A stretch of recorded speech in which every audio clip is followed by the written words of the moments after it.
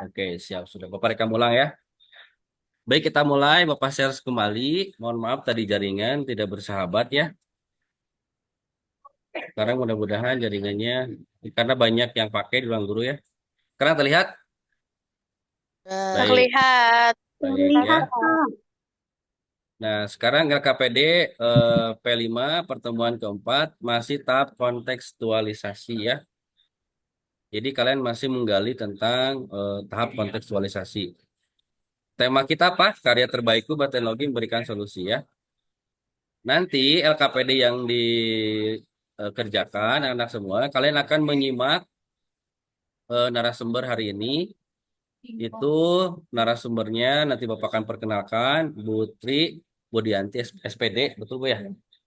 Itu sebagai narasumber hari ini. Nanti kalian akan menyimak tentang dampak ya dan identifikasi. Jadi kalian akan mengidentifikasi dulu terus dampaknya. Dari tujuan pembelajaran hari ini nanti kalian akan mengidentifikasi dan dampak permasalahan dalam kehidupan sehari-hari ya di lingkungan sekolah ataupun di lingkungan sekitar. Nanti petunjuk pengisian simaklah dengan seksama materi sosialisasi yang disampaikan pemateri. Kedua, identifikasi permasalahan yang ada di lingkungan sekolah ya, pahami ya. Karena kita punya permasalahan air, sampah dan yang lainnya ya. Jadi secara global. Terus buat hasil identifikasi masalah dan dampaknya dalam bentuk poster atau infografis atau peta konsep ataupun mind map ya. Kalian pilih salah satu, boleh poster, boleh infografis, boleh peta konsep. Hasil karyanya yang bagus, nanti seperti biasa kalian buat dan lampirkan di sini ya. Oke, apakah dapat dipahami? Oke, kalau dapat Iya, dipahami Kak. ketikkan angka 3, silakan. Kalau dapat dipahami ketikkan angka 3. Oke, banyak Bu ya, sudah kata ketiga ya. Baik, oke, sudah paham ya. Bapak stop share. Nah, sekarang kalian akan mendengarkan dan memahami tentang pertemuan hari ini, pertemuan keempat. Itu dari narasumber, eh, materinya Bu Tri Budianti SPD untuk waktu dan tempat. Bapak persilahkan. Nanti tolong aktif ya. Nanti yang aktif akan dicatat oleh wali kelas akan mendapatkan kupon door prize seperti biasa ya. Oke, terima kasih. Mangga Bu Tri. Ya. Lanjut.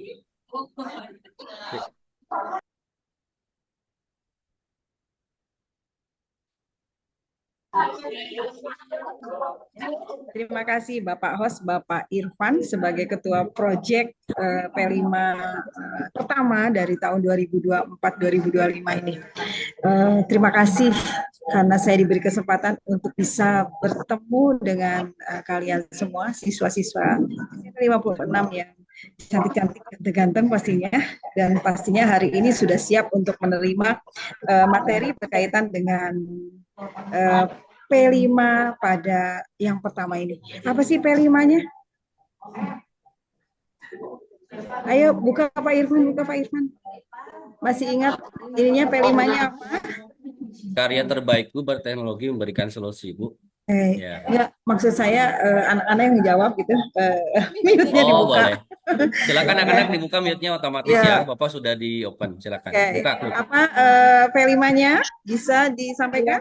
Satu. Karya terbaikku teknologi Solusi. Ada yang aku punya. Gitu. Baik, sebentar ya. Suara pematerinya tidak terdengar jelas katanya. Pakai headset dulu.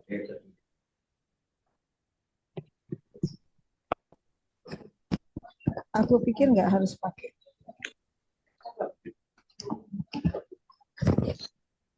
Bentar ya. Oke, bagaimana suara saya sekarang terdengar dengan jelas? P5 SMP. Karya terbaikku memberikan Jawab. Ya. karya terbaikku. Raise hand. Oh, nggak ada yang raise hand. Nggak ada yang raise hand. Siapa yang berani sebut P5 kita? Terbaikku Karya terbaikku berteknologi memberikan solusi. Terima kasih. Ada juga ya akhirnya ya. Karya terbaikku berteknologi memberikan solusi. Oke. Berkaitan dengan itu saya akan membagikan materi. Saya coba share. Bilang kemana itu? Mana ya?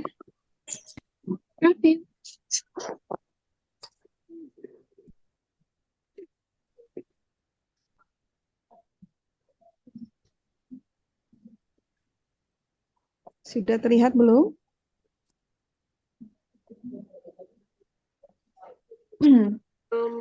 Sudah terlihat belum? Belum. Sudah, Bu, sudah. Sudah terlihat ya? Ya, hari ini adalah pertemuan keempat ya Pak ya. Ya, hari ini kita bertemu di proyek P5 untuk yang pertama angkatan maaf, tahun 2024-2025. Oke. Ya, kita ngambil judul ini adalah identifikasi masalah. Sekali sini Pak. Identifikasi masalah di lingkungan sekolah dan dampaknya dapat direkayasa menggunakan teknologi. Jadi kita langsung masuk. Nah, apa pencemaran lingkungan? Gitu ya. Pencemaran lingkungan itu merupakan perubahan besar pada kondisi lingkungan akibat adanya perkembangan ekonomi dan teknologi. Jadi pencemaran lingkungan juga diakibatkan oleh teknologi juga sebetulnya ya. Perubahan kondisi tersebut melebihi batas ambang dari toleransi ekosistem sehingga meningkatkan jumlah polutan di lingkungan. Jadi yang harus digarisbawahi adalah melebihi batas ambang. Kalau misalnya tidak melebihi batas ambang sih bagus-bagus aja ya, karena memang teknologi sangat dibutuhkan. Begitu juga ekonomi pasti kita perlukan. Seperti apa bisa menimbulkan pencemaran teknologi ya? Ketika teknologi itu tidak memperhatikan AMDAL misalnya, begitu juga dari kondisi ekonomi yang menggunakan barang-barang atau benda-benda yang sebetulnya tidak layak gitu ya, atau sulit untuk diurai gitu, sehingga menimbulkan sampah-sampah gitu ya. Itu pencemaran lingkungan secara umum. Pencemaran lingkungan itu banyak sih. Untuk negeri kita ini ada 6 bagian yang ingin saya sampaikan. Yang pertama adalah perubahan iklim. Ya, perubahan iklim itu mengakibatkan pencemaran. Akibat apa nih? Seperti apa contohnya? Jadi karena meningkatnya suhu global dan perubahan pola cuaca. Termasuk di negeri kita ya, perubahan cuaca itu sangat terlihat sekali. Saya dulu masih ingat ketika SD, guru saya bilang perubahan cuaca itu OAA gitu ya, Oktober sampai April itu musim hujan, April sampai Oktober musim panas atau musim kemarau. Ternyata dengan keadaannya sekarang, perubahan suhu global itu bisa merubah jadwal musim hujan, musim kemarau juga. Kemarin aja kita ketika bulan Juni masih banyak curah hujan yang turun. Sementara kalau menurut pengamatan kita di zaman dulunya, bulan Juni itu sudah masuk ke musim kemarau yang sudah sangat terik ya. Tapi kemarin masih kita jumpai hujan di bulan Juni, sampai ada puisi hujan di bulan Juni ya. Ada juga lagunya dan saya masih ingat lagunya sangat indah gitu ya. Karena hujan di bulan Juni adalah sesuatu yang jarang terjadi. Kemudian yang kedua adalah pencemaran udara. Pencemaran udara ini seperti apa nih? Ini akibat peningkatan emisi gas rumah kaca dan polutan lain. Jadi banyak polutan yang membuat udara kotor ya. Kemudian bisa juga dampak seperti masalah kesehatan pada manusia dari kerusakan ekosistem. Jadi akibat pencemaran udara ini bisa berdampak terhadap kesehatan manusia khususnya kepada kita ya, dan kerusakan ekosistem di mana oksigen jadi sangat sesuatu yang sangat mahal gitu. Karena banyak gas CO2 yang mengganggu gitu ya, membuat ekosistem kita terganggu. Kemudian ada pencemaran air ya. Pencemaran air itu bisa di sungai, di danau, bahkan lautan yang samudra yang luas sekalipun konon sekarang sudah banyak limbah ya, bisa limbahnya industri, plastik, kimia berbahaya gitu ya, juga dampak pada kehidupan laut dan ketersediaan air bersih.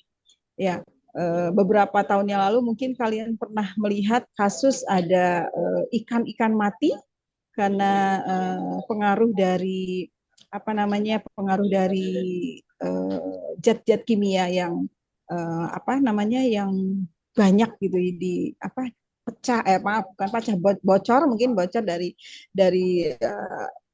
bahan kimia yang terbawa oleh kapal laut, kemudian menyebabkan ikan mati.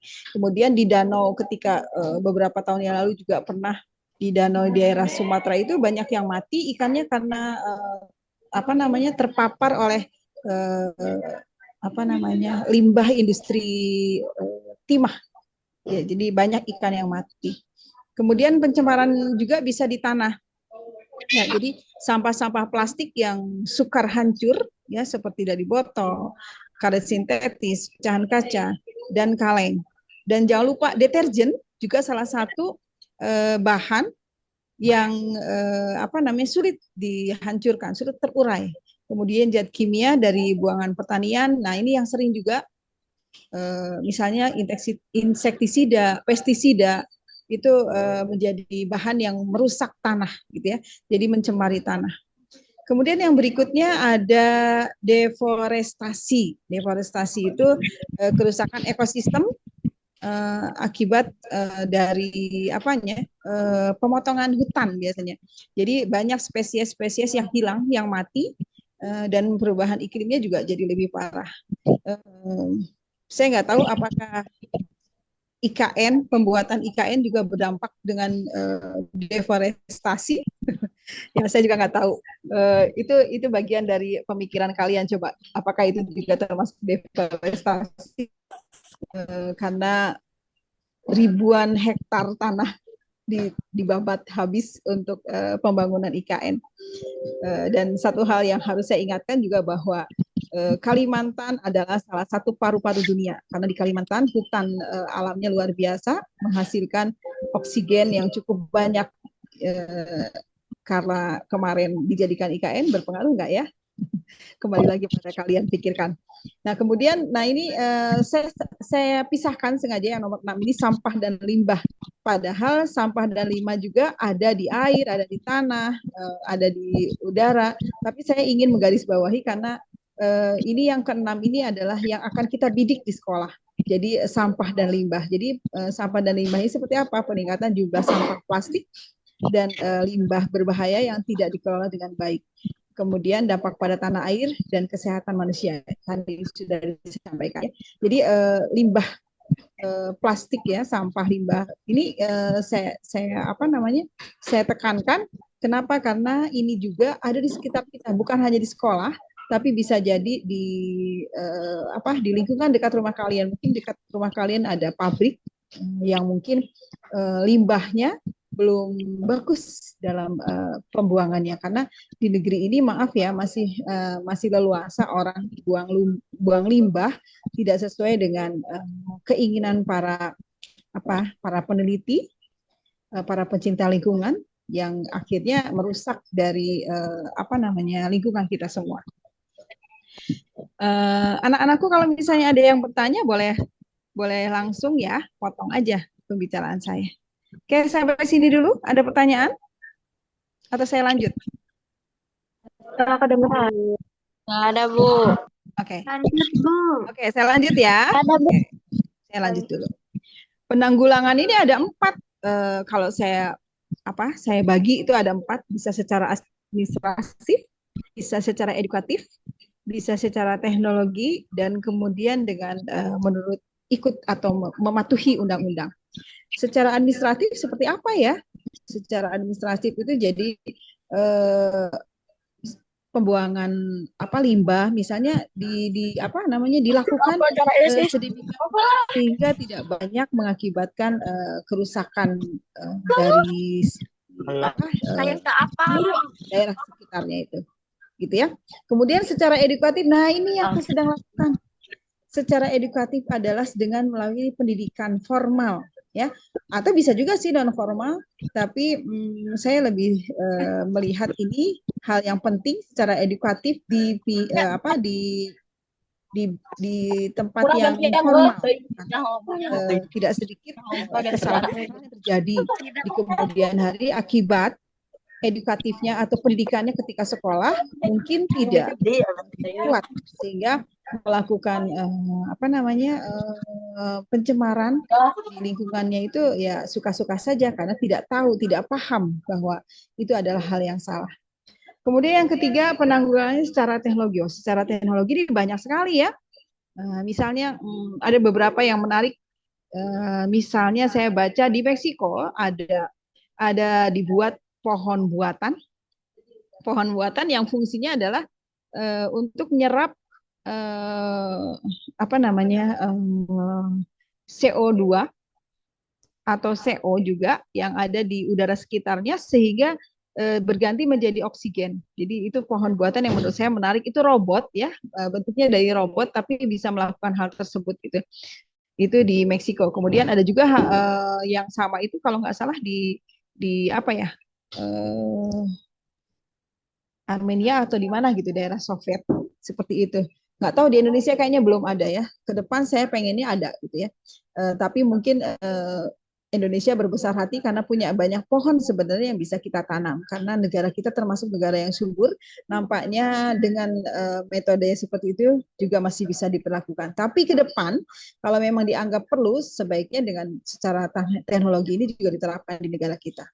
Kemudian menurut undang-undang, nah undang-undang itu mengatur sedemikian rupa sehingga misalnya AMDAL sebuah pabrik itu sekian persen baru boleh air dilepas lagi ke ke tempat atau ke sungai atau kemanapun yang bisa dinikmati orang banyak gitu ya.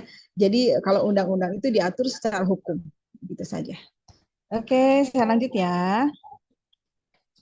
Nah, ke depan kalian harus bisa membuat penanggulangan sampah tadi menggunakan teknologi sederhana, gitu ya.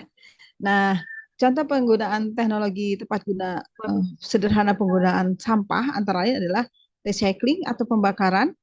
Tapi sebenarnya pembakaran itu menurut sebagian juga itu tidak bagus, gitu ya. Tapi masih adalah lumayan ya daripada daripada tidak sama sekali. Kemudian ada teknik pengomposan. Nah, ini sudah sangat menjadi hal yang memasyarakat di negara kita. Jadi kompos dibuat dari sampah-sampah yang ada dari rumah-rumah. Kemudian ada mini komposter yang digunakan untuk fermentasi sampah organik menjadi kompos. Nah, itu menarik, nanti Pak Irfan akan mengajak seorang narasumber dari luar yang akan berbicara tentang ini, mini komposter yang digunakan untuk fermentasi sampah organik menjadi kompos. Jadi nanti mudah-mudahan akan mengisi acara kita entah yang keberapa, pekan yang keberapa Pak ya, nanti ada diberikan bagaimana cara mengolah sampah menjadi kompos gitu. Tapi itu juga harus rajin kitanya bahwa pembuatan kompos ini harus memilah sampah. Jadi kita harus memilah sampah organik dan yang anorganik gitu ya. Ada lagi apa nih? Misalnya pencemaran air laut dari limbah industri itu dapat dicegah dengan membuat instalasi pemurnian kembali sebelum dibuang ke sungai. Jadi si airnya itu diolah dulu. Itu ada beberapa bak yang cukup besar, nanti dipasang instalasi pemurnian, jadi diolah lagi beberapa kali, baru kemudian kalau sudah dianggap murni lah katakanlah sekian persen, itu baru boleh dilepas ke sungai atau ke laut atau kemanapun yang bisa mungkin kita lihat sehari-hari gitu. Jadi jangan sampai dibuang langsung. Mungkin di daerah kita ini kita sering melihat air di sungai yang tiba-tiba warnanya merah, tiba-tiba warnanya biru, tiba-tiba warnanya coklat dan mengeluarkan bau yang tidak sedap gitu ya. Ini adalah suatu hal yang tidak dibenarkan gitu ya, baik dari sisi lingkungan maupun dari undang-undang. Tapi kenyataannya memang masih ada gitu ya, tercium gitu ya. Jadi menurut aturan, tidak diperkenankan dilepas ke ranah luar kalau belum diperbaiki, belum diinstalasi, belum dimurnikan, gitu ya. Kemudian, nah ini yang saya sampaikan tadi ya. Jadi dari Bright Side itu robot yang berbentuk pohon, ya. Ini berfungsi untuk menyaring udara yang tercemar, gitu, dan mampu memberikan oksigen bersih 2.850 orang setiap harinya. Ini yang saya bilang tadi yang di Meksiko. Jadi si pohon ini menarik ya, bisa mengubah udara yang kotor menjadi udara yang yang bersih, jadi oksigen yang bersih. Nah, biourban menggunakan ganggang yang berasal dari alam dan nggak menghasilkan limbah, jadi jauh dari dampak negatif. Jadi biourban ini juga dibuatnya itu bukan sekedar teknologi biasa, tapi juga memanfaatkan ganggang gitu ya, yang berasal dari alam. Jadi jelas tidak akan ada dampak negatifnya. Jadi tidak akan ada limbahnya karena memang betul alamiah gitu ya. Kalian bisa cari nanti Bright Side dari Meksiko. Saya tertarik sampai sampai lama gitu membaca ini. Jadi dengan terima kasih nih Bapak Ketua Proyek, saya dikasih tugas ini. Jadi saya literasi dulu nih Pak. Jadi seperti apa penanggulangan yang sudah modern tapi alamiah gitu. Ini menurut saya sangat menarik. Kemudian pertanyaannya sebenarnya bagaimana menanggulangi sampah dan limbah di sekolah kita. Nah, itu tadi hanya sebagian inspirasi besar ya. Jadi ada kasus-kasus besar yang bisa menginspirasi kalian untuk bisa mengelola atau mengubah pencemaran itu menjadi suatu hal yang positif gitu ya. Kalaupun misalnya dilepas ke alam, itu sudah dibersihkan dulu. Gitu. Nah, ini yang harus kita pikirkan nih, seperti ini. Mungkin cara menanggulangi limbah sampah di sekolah kita itu nanti secara teknis mungkin akan pertemuan depan ya, pekan depan mungkin oleh Pak Basuki ya Pak ya, itu yang berkaitan dengan teknisnya. Saya hanya memberikan bagian kulitnya saja, yang kulitnya benar-benar kulit aja, supaya menginspirasi kita aja. Jadi bahwa setiap pencemaran ada akibatnya dan ada sebabnya. Jadi kita harus cari sebabnya, kita minimalisir, kemudian kita lihat dampaknya, karena dampaknya begitu besar, sangat merusak banyak hal, maka kita harus bisa membersihkannya dulu gitu ya. Nah, ini mungkin yang akan saya sampaikan beberapa alat dengan teknologi sederhana. Ini yang mesin pembuat kompos, ini yang tadi saya sampaikan pekan depan, bukan pekan depan, mungkin 2 atau 3 pekan ke depan, saya tidak tahu, ada dari Bapak dari lingkungan hidup akan mengajarkan atau paling tidak mungkin menggambarkan mesin pembuat kompos seperti apa. Nah, kemudian nanti dikaitkan dengan bank sampah dan sebagainya. Kalau kita berniat, sekolah kita berniat, insya Allah bisa. Kebetulan di sekolah ibu yang lama sudah dibuat tuh bank sampah, jadi dipisahkan antara sampah organik dan anorganik, kemudian uangnya bisa dikumpulkan karena dari bahan anorganik dan anorganik ini ternyata jadi uang juga tuh. Nah, uangnya bisa untuk kas sekolah, kas OSIS yang bisa dilakukan untuk kegiatan-kegiatan yang dipakai ketika OSIS melakukan sesuatu ketika butuh dana gitu ya. Kemudian ke depan nanti saya juga kalian akan melihat ini. Ini adalah salah satu pohon buatan untuk mengurangi polusi udara. Jadi pohonnya bukan seperti pohon ya, seperti ini pohonnya. Jadi mengubah dari udara kotor menjadi udara yang lebih bersih. Nah, ini salah satu ada pencemaran air di sebelah kiri. Ini di Makassar kalau tidak salah saya melihat ini. Jadi semula limbah dari industri itu dibuang begitu saja. Lihat airnya sangat kotor. Sampai akhirnya dibuat instalasi pembersih. Jadi ketika dikeluarkan airnya sudah lebih bersih daripada air yang pertama. Gambarnya bisa dilihat. Nah, ini masih skala besar nih ya, masih skala besar. Nah, skala kecilnya seperti apa ini nih skala kecilnya? Pembangkit listrik botol bekas. Nah, banyak botol bekas di sekolah kita ya.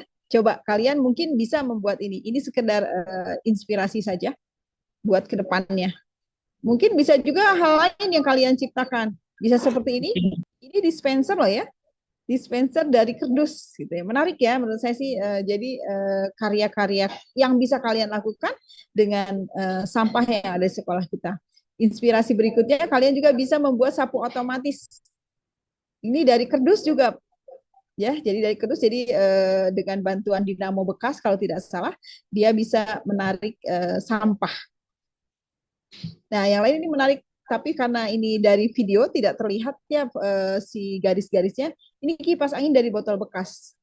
Menarik karena ternyata botol bekas juga bisa menjadi kipas angin yang diputar cukup lama ya, tidak hanya diputar di apa, muncik Sundama digeber-geber gitu ya, ente nganggo gitu. Langsung tiasa seperti listrik, seperti kipas angin yang biasa kalian lihat. Mungkin ada juga nih vacuum cleaner dari botol bekas. Menarik ya, karena ternyata hanya bantuan botol bekas biasa yang kalian sering minum, sisanya dibuang begitu saja, pakai selang dan sebagainya, maka ternyata bisa menjadi vacuum cleaner gitu ya. Ada lagi yang lain? Oh tidak, itu contoh saja dulu. Yang lainnya pasti banyak sih, tapi ini hanya bagian kecil yang bisa saya sampaikan. Barangkali itu saja paparan yang saya berikan. Tidak banyak, kalau banyak-banyak nanti tambah pusing, ya kan? Yang penting ini aja ya, pencemaran seperti apa, dampaknya seperti apa, gimana kita mengatasinya. Barangkali itu saja, terima kasih. Tapi kalau ada yang mau bertanya, saya terima. Nanti silakan boleh mengacungkan tangannya. Mangga, Bapak host, terima kasih. Baik, terima kasih Putri ya. Tepuk tangan untuk Putri, anak-anak keren ya. Oke, boleh responsinya di situ ya. Oke, anak-anak silakan boleh bertanya untuk kegiatan hari ini, identifikasi dan dampak dari pencemaran. Kalau ada yang belum jelas boleh bertanya. Oke, banyak yang tepuk tangan Bu. Keren. Terima kasih, terima kasih. Materinya memang bagus anak-anak ya. Jadi banyak inspirasi-inspirasi yang kalian nanti eh, bisa tergambar pada saat nanti gelar karya ataupun expo dilakukan. Tadi sudah disinggung oleh Putri, bagus sekali ya. Nanti kalian juga akan mendapat materi solusi dari pemateri selanjutnya dan kalian akan dapat juga dari DLHK nanti. Bapak akan kerjasama ya. Mudah-mudahan kalian selalu siap dalam mengikuti kegiatan Project P5 ini. Baik, Bu, sudah banyak yang Ya, bertanya. ya ini ada kelompok Kelompok 1 1 P5 8E. 8E, silakan. Oke. Yuk. Mangga, silakan. Sebut nama ya.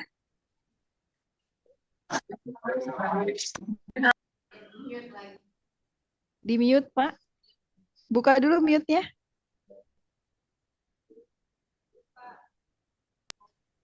Ya, sok silakan. Assalamualaikum warahmatullahi wabarakatuh. Waalaikumsalam warahmatullahi wabarakatuh. Sebelumnya izinkan saya memperkenalkan diri terlebih dahulu. Nama saya Syaliah Ramdhani dari kelompok 1 kelas 8E. Ini saya ingin bertanya, kan tadi ada disebutkan bahwa ada teknologi pohon buatan. Nah, saya itu bingung, kenapa harus ada teknologi pohon buatan di saat banyak sekali pohon ditanam. Ulangi pohon buatannya kenapa? Kenapa harus ada pohon buatan, teknologi pohon buatan, sedangkan masih banyak pohon alami yang bisa ditanam gitu. Oke. Langsung dijawab, Pak.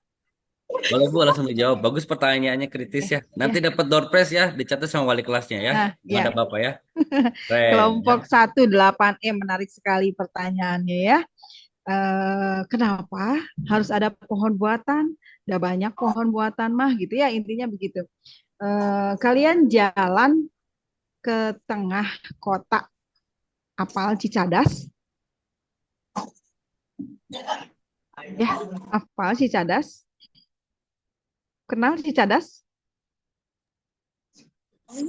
Tahu. Tahu ya. Tarim, Oke, Kak. daerah Cicadas itu konon adalah kecamatan terpadat di dunia sejak saya SD dulu. sampai sekarang masih ada merek bahwa Cicadas adalah kecamatan terpadat. Kira-kira kalau padat bisa kebayangkan di sana sini semua rumah, nggak bisa tanam pohon gitu.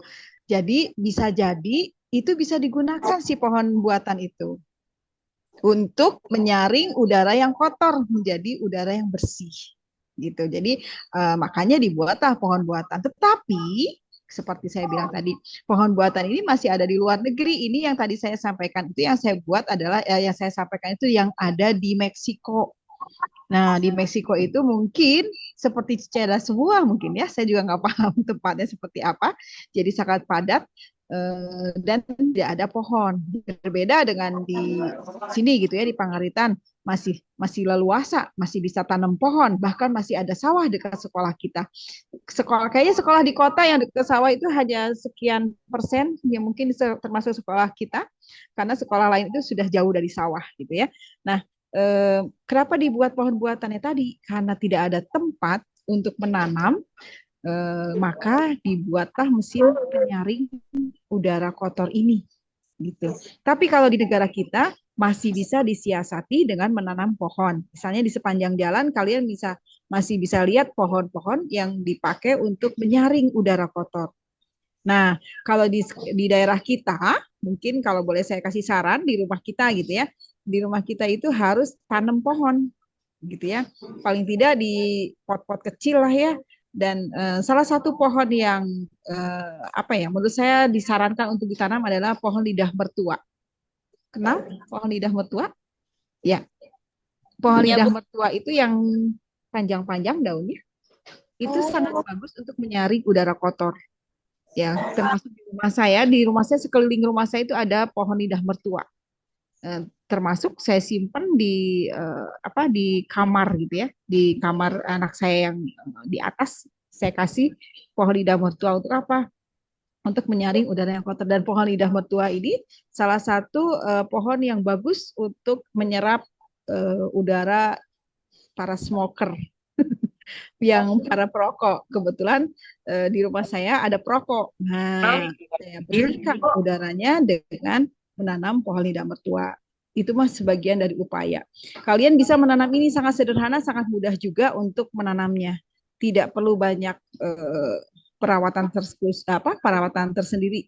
Kalau bisa mah termasuk di lantai atas nih ya, di lantai atas bisa di terasnya itu dipasangin, ditanamin lidah-lidah mertua untuk mengurangi udara yang kotor. Itu saran aja sih ke depannya seperti itu. Jadi sekali lagi kenapa pohon buatan dibuat karena mungkin tidak cukup tempat untuk menanam pohon beneran gitu ya. Mungkin di negara kita juga di tempat-tempat tertentu butuh seperti itu. Di Jakarta sekarang sudah banyak tanaman-tanaman yang ditanam. Jadi tidak terlalu panas lagi. Tapi mungkin di tempat yang membuat pohon buatan ini sulit tempatnya, ya, sulit untuk nanam pohon yang beneran. Ya, gitu. Terima kasih. Jelas 8E. Baik, terima kasih Bu. Nah, sama-sama. Silakan penanya berikutnya. Baik, penanya berikutnya ada lagi? Mana siapa yang raise hand? Tidak ada. Ya, siapa yang raise Ya, hand lagi? kelas 7 perwakilan ada atau kelas 9 yang di rumah? Yang di rumah sekarang kelas 7, Pak. Kelas Ya, 9 juga ya? kelas Kelas 9 juga 9 masih. siang ya?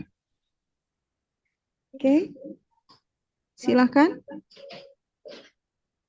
Memang materinya anak-anak bagus ya. Ini sudah masuk ke solusi juga tadi ya. Ya, ada sedikit Ya, solusinya. sedikit solusi.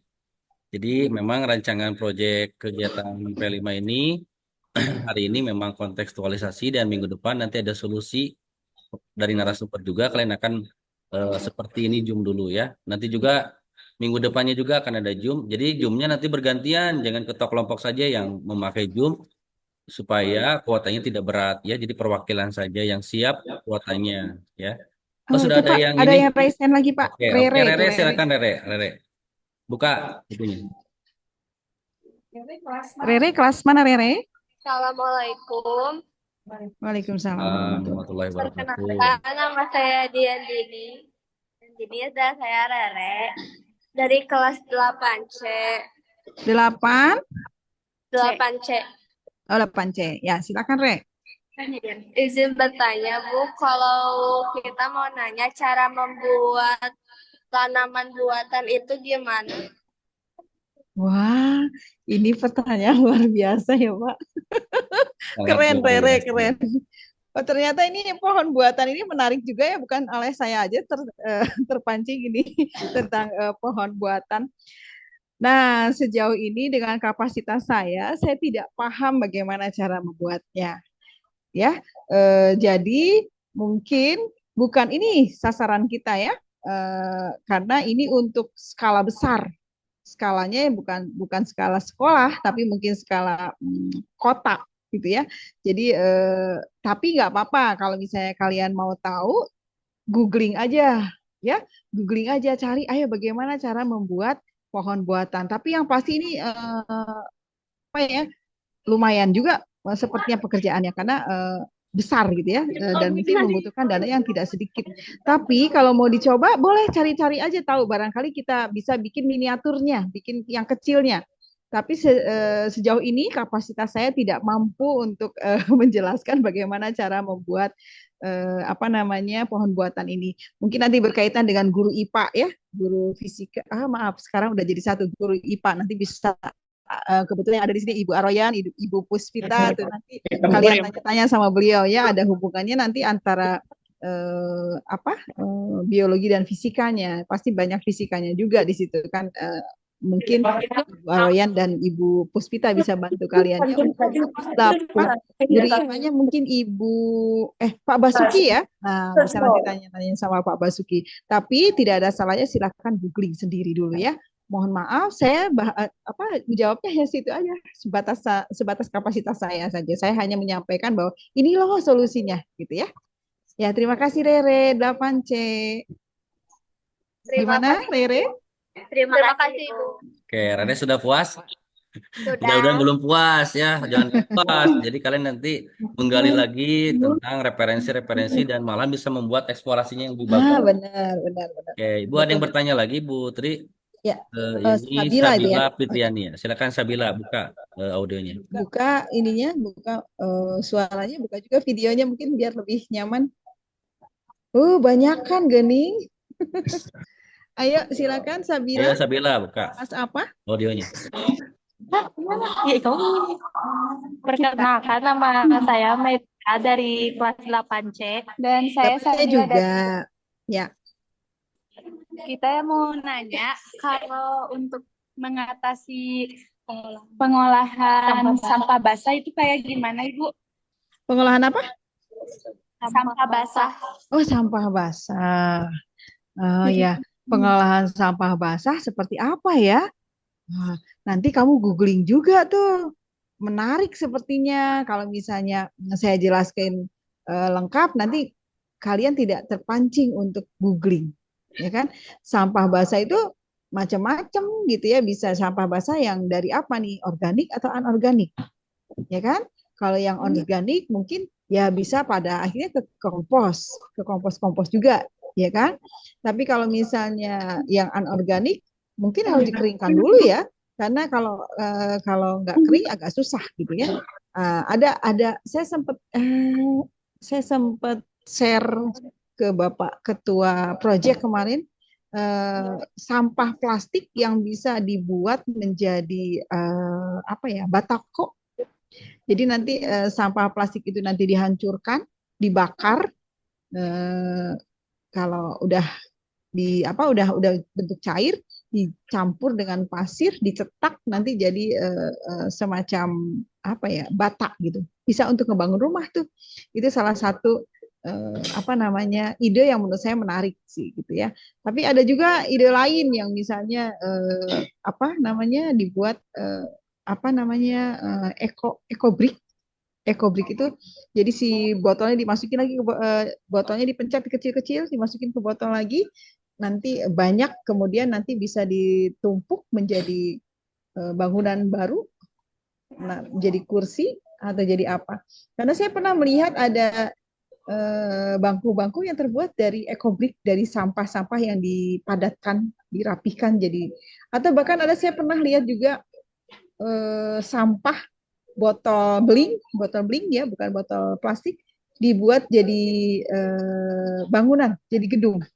Kalau tidak salah bahkan Bapak Ridwan Kamil salah satu bangunannya ada yang terbuat dari tumpukan botol bekas yang digabung, tapi jadi estetika sekali gitu, nampak keren gitu ya. Jadi sampah basah juga dipilah-pilah dulu. Yang pasti idealnya kita itu harusnya membuat tempat pembuangan sampah yang rapi, di mana terpisah antara yang organik dan anorganik.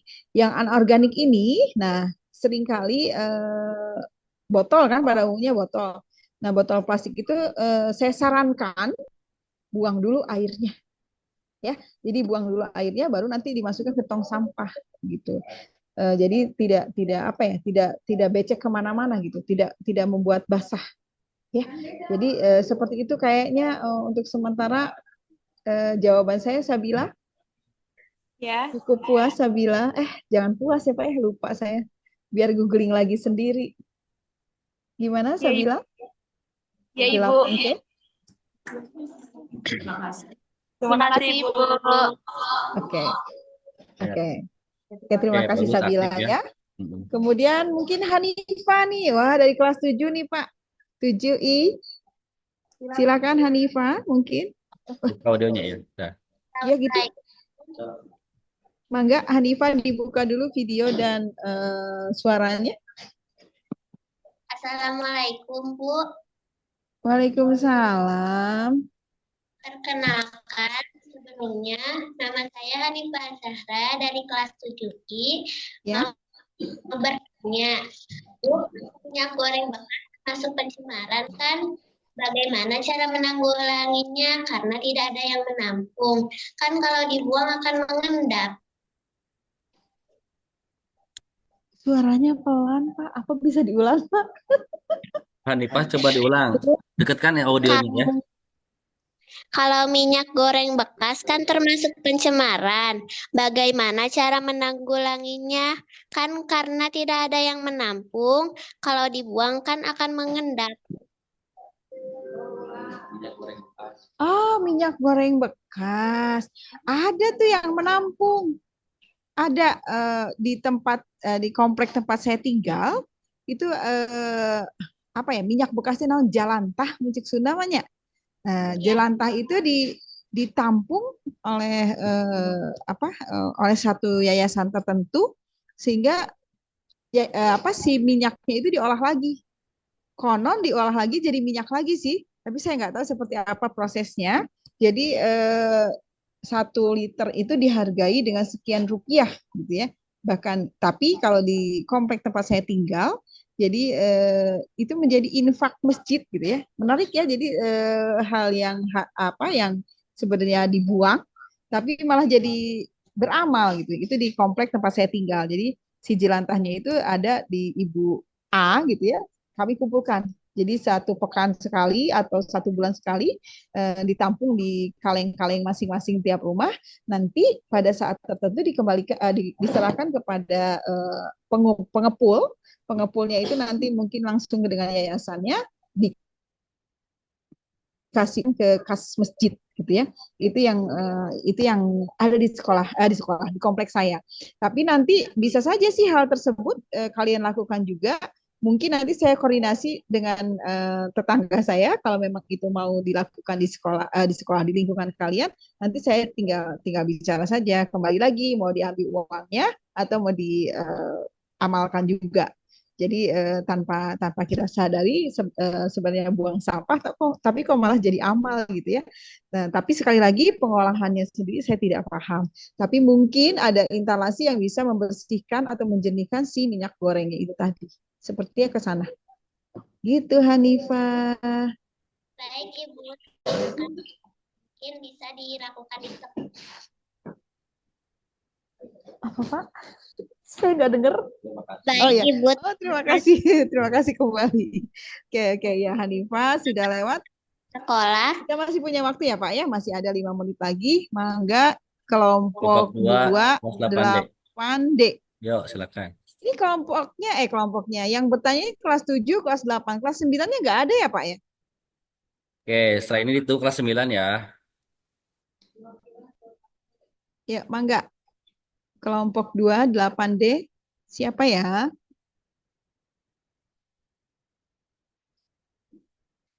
Kelas 8D kan di Yuk, kelas ya? dibuka audionya. Udah, sok. Oke. Assalamualaikum Ibu. Saya Waalaikumsalam. di kelas 8D izin bertanya. Ih, nama Bagaimana dulu cara atuh. vakum cleaner buatan? Ih, namanya dulu sayang.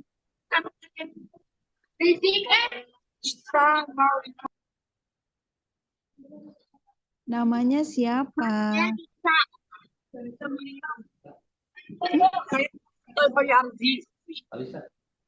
Kalisa. Aku kok nggak lihat mukanya ya. 8D saya biasanya hafal betul di anak-anak 8D tapi nggak nampak wajahnya. Ini lagi bertanya. Yuk langsung aku bertanya. Sok. Cepat-cepat bertanya. Nama saya Disa dari kelas 8D. Mau bertanya bagaimana cara kerjanya vakum cleaner buatan? Terima kasih pertanyaan yang bagus. Jadi benar Pak Irfan ya, saya pancing dengan gambar-gambar itu langsung langsung terpikirkan bagaimana ya bikinnya. Nah, seperti saya sampaikan tadi, untuk berkaitan dengan teknis itu pekan depan bersama Pak Basuki. Ya, saya mah hanya ngiming-ngiming kalau bahasa ininya ya, ngabibi tawungkul ta iya contoh nah bagaimana memanfaatkan bekas botol gitu ya atau botol bekas. Nah, salah satunya adalah menjadi vacuum cleaner. Nah, jadi kalau kalian mau tahu gimana caranya, sok googling heula ya, silakan googling dulu, cari tahu. Nanti setelah kamu googling paling tidak ada gambarannya dan nanti dikonsultasikan dengan Pak Basuki pekan depan berkaitan dengan materi beliau. Jadi secara teknis bukan saya ya. Saya mah hanya memberikan gambaran saja, memotivasi kalian supaya kalian terfikirkan akan ngapain gitu ya untuk proyek ini. Jadi sekali lagi mohon maaf tidak saya sampaikan caranya. Ayo sok, ayo nama cari caranya. Ada gampang gila sok di googling aja ya. Terima kasih kelas 8D. Kalista ya. Yuk lanjut. Nindi. Halo Oke, Nindi, pertanyaan terakhir silakan. Nindi ya. Karena Ayo waktu Nindi. ya. Yuk. Nindi 7C ya. 8, sorry, 8C. Assalamualaikum warahmatullahi wabarakatuh. Waalaikumsalam. Betul. Dari kelas 8D. 8C. Izin bertanya. Sekarang kan banyak spesies hewan yang hampir punah. Bagaimana cara mengatasi kepunahan hewan tersebut? Bagaimana menggunakan? Bagaimana cara mengatasi kepunahan tersebut? Oh, mengatasi kepunahan hewan. Luar biasa ya, keren pisan ini Ramadhani. Jauh-jauh dari Padang menanyakan bagaimana supaya tidak punah ya binatang dan sebagainya. Menarik sih. Pastinya kita harus menjaga ekosistemnya gitu ya supaya tidak punah apa gitu yang harus kita lakukan gitu ya bagaimana biotatnya bagaimana habitatnya tidak terganggu gitu. Saya mau cerita dulu karena saya memang lahir dan besar di daerah ini, di daerah ujung burung yang tercinta ini. Ketika saya seusia kalian, setiap senja ya senja itu menjelang maghrib saya sering duduk dengan kakak saya dan almarhum ayah saya, sekedar melihat burung-burung pipit ataupun burung-burung gereja mencari tempat untuk tidur malam itu. Jadi setiap hari ribuan burung pipit berterbangan mencari tempat naungan untuk tidur. Nanti dia terbang banyak banget sampai hitam langitnya tertutup oleh burung. Kemudian nanti dia hinggap di pohon cemara yang tidak jauh dari rumah saya. Cemara yang satu kena angin lagi, terus dia cari lagi sampai mereka hinggap di cemara-cemara yang ada di sekitar saya, di sekitar rumah saya maksudnya. Itu menarik. Dan itu saya nggak tahu, sekarang kayaknya nggak ada. Nah, kenapa tidak ada? Pastinya karena pohon cemaranya juga nggak ada. Itu. Jadi tempat dia bernaung, tempat dia berlindung nggak ada. Jadi sebetulnya untuk menghindari kepunahan, ya jangan ganggu habitatnya, gitu. Ya. Kemudian ketika misalnya mau musim penghujan, saya ingat betul ayah saya selalu bilang, nih, ini mau hujan nih. Gitu. Itu kalian tahu papatong itu? Papatong itu capung. Ribuan capung akan berterbangan menjelang musim hujan tiba. Dan ribuan juga burung kapinis mencek orang Sunda mah itu akan banyak ketika menjelang kemarau. Saya dulu mengingat kapan kemarau, kapan hujan itu dari benda-benda yang lewat itu tadi. Kemudian ketika menjelang musim semi, ribuan kupu-kupu kuning juga terbang. Jadi sekitar bulan Maret itu banyak kupu-kupu yang terbang, kupu-kupu kuning. Tapi itu tinggal kenangan yang kayaknya nggak akan ada lagi. Ketika saya kecil itu banyak, ya. Dan mungkin sekarang sudah tidak bisa lagi kita lihat. Nah, sekali lagi, jadi sebenarnya untuk menghindari hilangnya atau nggak adanya spesies, jangan ganggu habitatnya. Gitu aja ya. Oke. Kayaknya waktunya udah habis ya Pak Irfan ya. Betul Bu, karena kita hanya 2 JP jatahnya ya. Cuma 70 menit. Baik anak-anak, stop share dulu. Stop share dulu. Oke, siap. Baik anak-anak, kelas 7, kelas 8, kelas 9, kita kasih tepuk tangan untuk pemateri kita yang sudah memberikan inspirasi dan memberikan eksplorasi terhadap kontekstualisasi. Wah, Buti, banyak yang sudah tepuk tangan. Tepuk tangan. Dan Ya. saya juga Terima kasih. Bapak ucapkan pada anak-anak yang aktif, bagus, terus berkreasi, ya. Dan jangan lupa kalian juga jangan langsung puas kalau ditanya oleh para narasumber ya, tapi langsung gali untuk hasil karya nanti pada saat kalian gelar karya. Baik anak-anak, karena waktunya habis, kita akan berfoto bersama, ya. Siap? Ayo, siapa yang Buka foto? kameranya ya. Ayo buka dulu kameranya yuk. Baik. Siap. Oke, kita slide 1, buka kamera ya. Siap, 1 untuk dokumentasi ya. Mana anjir? Oke, 1, slide 1, buka kameranya. 1, 2, 3, senyum. Oke. Semua. Bebet anjir. Nah, slide 1. Gelap, euy. Santar. Ana atuh urang mah hari ngerjakeun di Canva, nyatok di dieu nya ngerjakeun mah ibu atuh. Ya, Angger gelap anjing. mana gayanya? Slide 2. Lain harian. Tuh, 2, 3, cheese. Mana jadinya? Oke, siap, slide 2. Nah,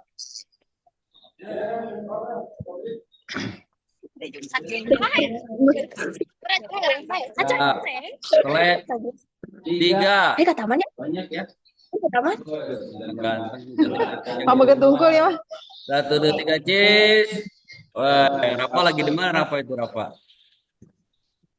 Kataman yuk guys. Kataman SMP. Ya, lagi ya. Video. Buka dulu kameranya. Slide 4. Ini orang kali itu numpuknya. Agung, ayo Pak, buka kamera Pak Agung. Iya, Pak Agung. Siap, 1, 2, 3, cheese. Nah. Udah, Pak. Belum, baru 4, 2 lagi. Ada. Sekarang Halo. slide 5. Pak Eri, buka kamera Pak Eri. Bu Yuli, buka Bu Yuli, kamera. siap. 1, 2, 3. Oke.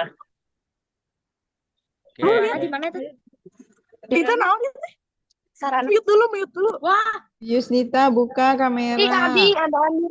Ya, slide terakhir. Slide 6. 1, 2, 3, cheese. Wah, semuanya. Apa? woi.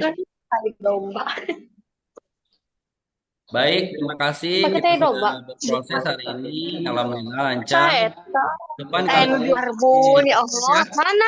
nanti Mana kalian konten? akan Kayaknya lagi jalan-jalan sekalian gitu kan.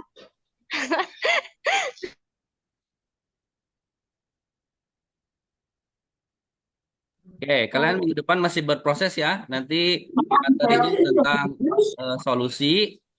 Kalian akan melakukan Zoom juga 2JP ya. Nah, hari ini sudah selesai. Nanti kalian kerjakan LKPD-nya. Maju baran. Baik, terima kasih Bapak untuk pertemuan hari ini, pertemuan keempat. Sehat selalu. Silakan boleh live dari kegiatan Zoom hari ini. Terima kasih. Assalamualaikum warahmatullahi wabarakatuh. Yo, dadah. Assalamualaikum. Waalaikumsalam. Waalaikumsalam warahmatullahi wabarakatuh. Makasih, Kak. Terima kasih, Pak. Terima kasih. Assalamualaikum warahmatullahi wabarakatuh. Semangat ya. Karya terbaik, Bu. Terima kasih. Silakan boleh live, boleh. Oke, betul ya. Silakan. Ganteng, Dede, Kelompoknya masing-masing. ganteng. Terima kasih.